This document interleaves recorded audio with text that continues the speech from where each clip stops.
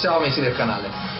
Hare Krishna. Siamo qui con Marco Jailevra a Milano, al Fruttamami, e ho voluto tantissimo fare questa intervista con Marco, anzi ogni anno la rifacciamo, perché questo è il secondo anno che veniamo, però non sappiamo di che parlare. No, scherzo, non mancano mai gli argomenti con Marco.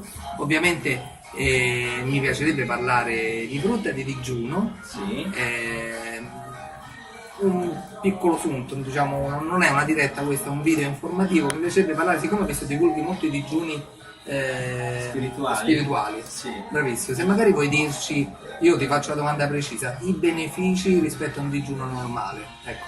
Beneficio di seguire un regime, diciamo, con un programma spirituale al di là del digiuno. Diciamo che il digiuno amplifica la propensione dell'essere umano nell'occuparsi di spiritualità e nel fissarsi, diciamo così, sul pensiero dell'assoluto, di Dio.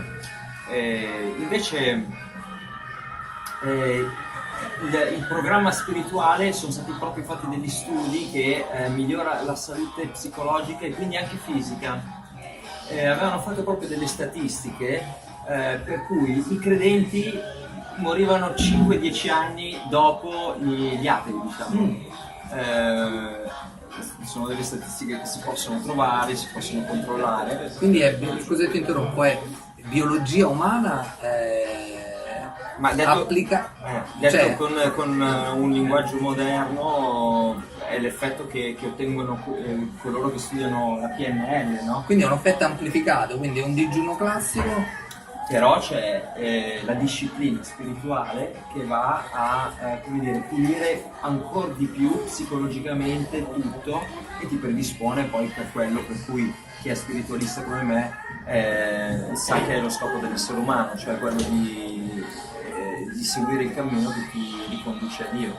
Fantastico, noi siamo molto contenti di poter condividere altre visioni e soprattutto dare un'integrazione. Poi non centriamo questo è giusto, questo è sbagliato, diciamo questa è un'opportunità. Marco lo fa da anni, anzi negli ultimi anni ha intensificato comunque questo approccio, anche perché adesso hai proprio abiti anche spirituali, cioè sì. incarni proprio un tuo sentire, no? Ma è anche... sono i colori che ricordano, tutti sono degli strumenti che servono possono essere usati come trampolino di elevazione spirituale a qualsiasi livello, per cui anche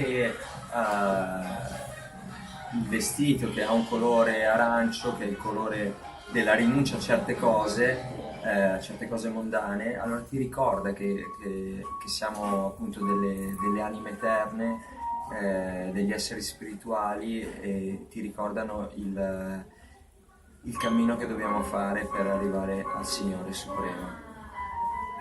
Va bene, una cosa, ti interrompo, scusa, l'arancio come anche le arance, Sì, perché proprio prima parlavamo anche del tuo periodo. Poiché nel 2012 avevo fatto un esperimento alimentare e depurativo. Fantastico, sentite. E avevo fatto 5 mesi e mezzo, 165 giorni, forse il record mondiale, non credo che qualcuno l'abbia ancora ripetuto. In questo periodo mi sono nutrito solo di succo d'arancia e basta. E sono stato bene, era come aver fatto un lungo digiuno, ma in più con il succo d'arancia dava la grande energia e la grande depurazione. 6 mesi? Sì, 5 mesi e mezzo. 5 mesi e mezzo. Proprio per essere diciamo, precisi, ma insomma... Per essere precisi, perché poi dicono, non è vero. No. Anche perché c'era in quel periodo qualcuno, che adesso felicemente purtroppo è sempre di meno, che diceva che le arance facevano male. Sì, ecco, io dico che non fanno male assolutamente, sono certamente un frutto che accelera la depurazione, per cui è ovvio che se uno è intossicato si troverà sommerso dalle sue tossine che aveva dentro e che deve prima eliminare.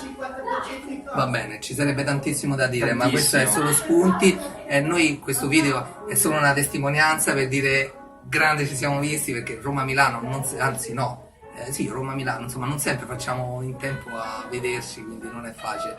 Ragazzi amici, un saluto, Luca Speranza, Marco Jailevra, e Hare Krishna a tutti. Hare Krishna, Hare Krishna, Hare Krishna.